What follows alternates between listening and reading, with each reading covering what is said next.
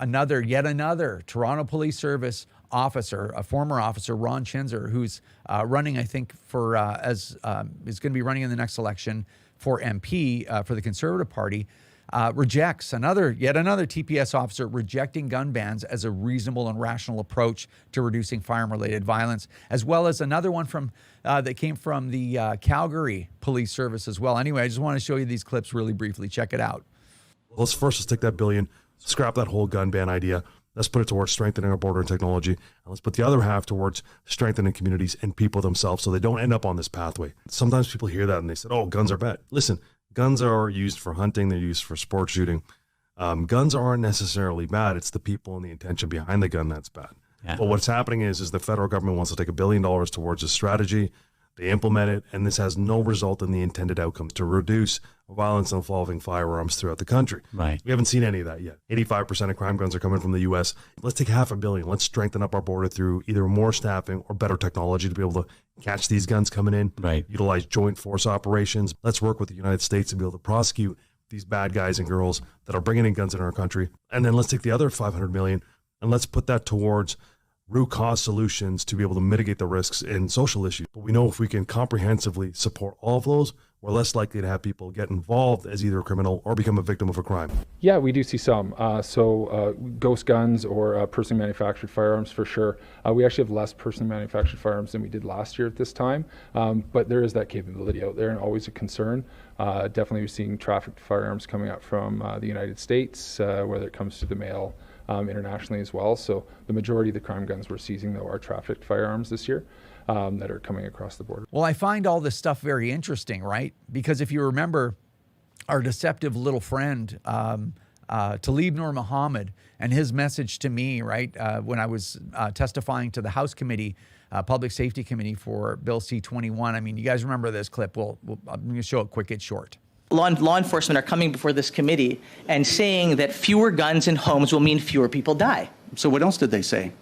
Well, you're welcome to go back and listen to their testimony. A very strong theme. Most people that are committing crime are with guns, are criminals that don't have the ability to possess them. So it's not law-abiding gun owners. Ray has said, I would certainly agree with the not our law-abiding citizens. The City of Toronto's experience is the guns are not from law-abiding citizens. There are handguns all over. They're all illegal, and they're in the hands of criminals. And that the people that legitimately own them, they're in safes and being taken to gun clubs. The two sections don't intersect. This issue is not law-abiding Canadians who want to own firearms.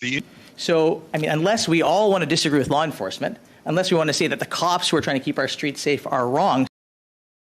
You know, liberal gaslighting is really interesting to me. How people like Taleeb Noormohamed can just be like, yeah, blah, blah, blah, blah, blah. And then he looks at you as if you can't hear what law enforcement is saying yourself. And, it leaving their mouths, coming to your ears, into your brain, and you processing. It's like, yeah, they clearly don't agree with this. But yet somebody like Taleeb Noormohamed would be like, yeah, see, they totally agree with us and they disagree with you. It's like, well, that's not what I heard. It's like, you didn't hear that. The Bill Blairs and the Marco Mendocinos and the Chrystia Freelands and the Justin Trudeaus and the David Lamettis, like all of these villains, trying to gaslight you. And I think one important number that you should remember is 18%.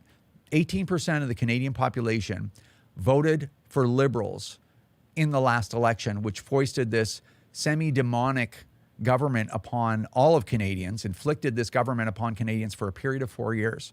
So these people can be defeated.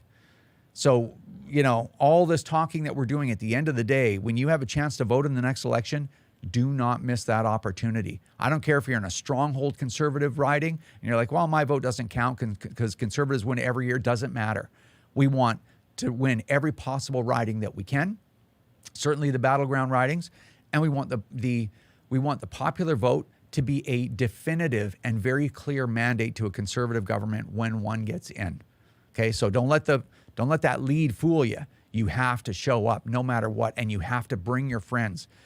You have to really lean on those friendships to be like, listen, I'm taking you and your kids and driving you in my vehicle to the polls. You've heard me say it before, but I can't tell you how important it is. I'm driving you to the polling station, to the polling place, I'll stand with you in line and we're all going to go vote together. And then I will drive you all home and I'll show up and feed you hot chocolate or whatever that I have to do to make sure that I make it as easy as possible for everybody I know to go and vote. We need a very clear mandate in the next time around. I mean, we've really suffered in Canada under this government, and we can't let that happen again. Remember, if you don't stand up for your own ability to own and use firearms, who will? Join the CCFR or donate right now at www.firearmrights.ca.